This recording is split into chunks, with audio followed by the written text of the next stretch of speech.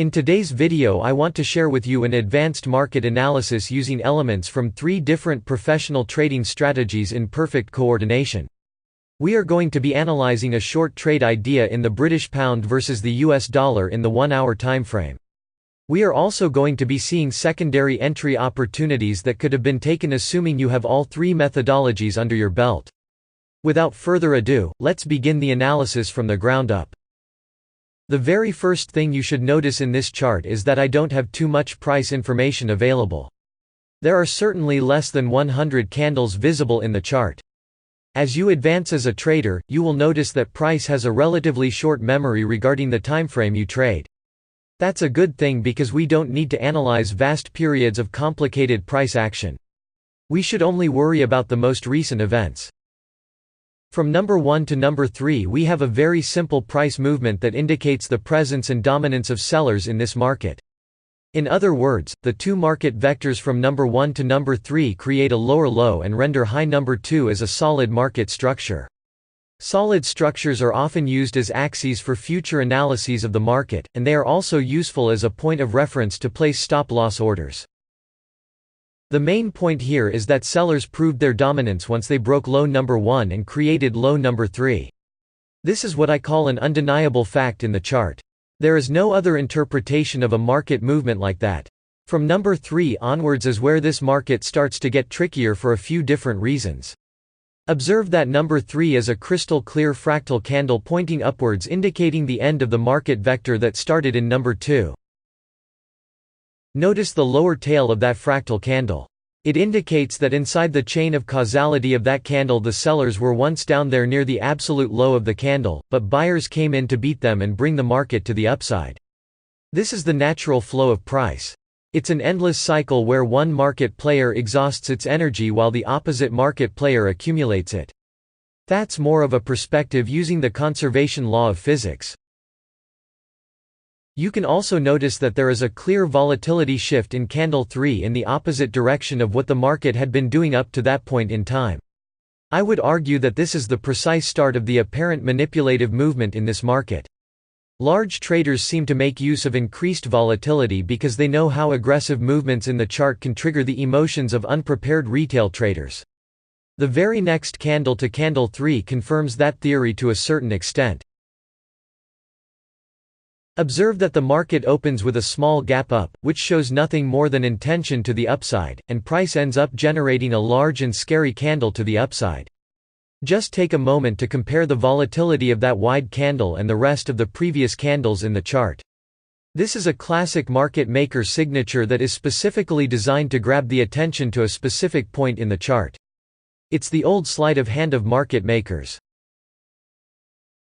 Retail traders seeing that wide candle upwards start to get all agitated and confident that the market will shoot upwards once it breaks the absolute high of solid structure number 2. In number 4 is where the manipulation starts to get even subtler, and the opportunities for those aware of how market makers behave start to emerge in the chart. Candle number 4 pokes the absolute high of solid structure number 2 and triggers a cluster of orders in that level. The market then closes below the high of 2. Retail traders are now in desperation mode because they are beginning to realize that their certainty was actually shallow.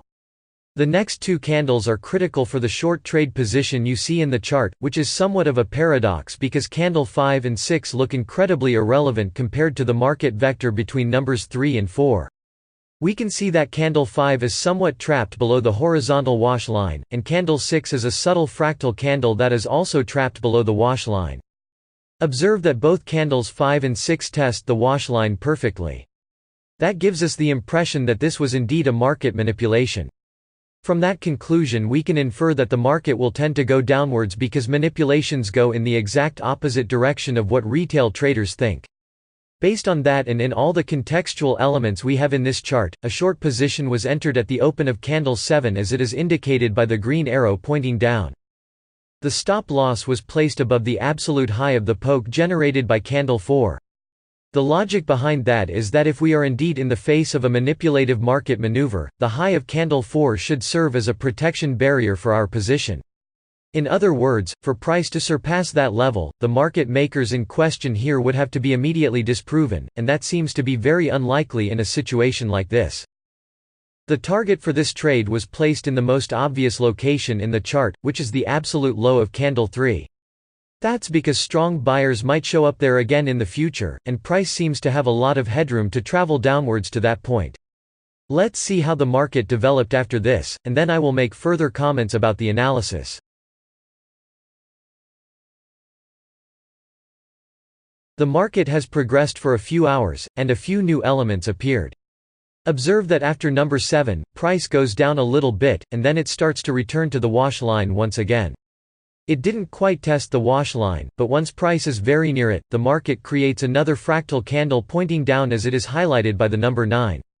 The other detail I want you to pay attention to is the relationship between price and the downward pitchfork. This fork could only be drawn after price started to go down after number 9, but notice how the fork is drawn in important market extremes. From number 8 we can draw a horizontal support and resistance line that is later switched when price zooms it, as it is marked by the black arrow. Observe how the recently switched support and resistance line correlates with the outer lines of the pitchfork as it is shown by the green circle. This is the sort of line work that can be done with the Newtonian trading strategy to pinpoint secondary entries in case you missed the first opportunity. Notice also how the lowest line of the pitchfork is correlating with the target of our trade. Let's see how the market developed after that.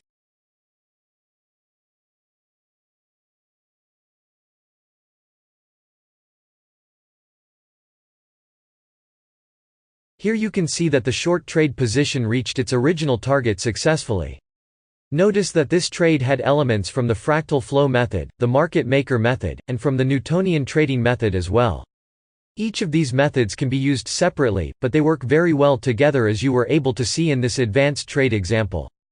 Trades like this are in the highest peaks of technical analysis. If you wish to learn more about my trading methodologies and courses, please visit the strategy store in the link available in the video description, or send me an email so we can talk about the market and your specific needs as a trader.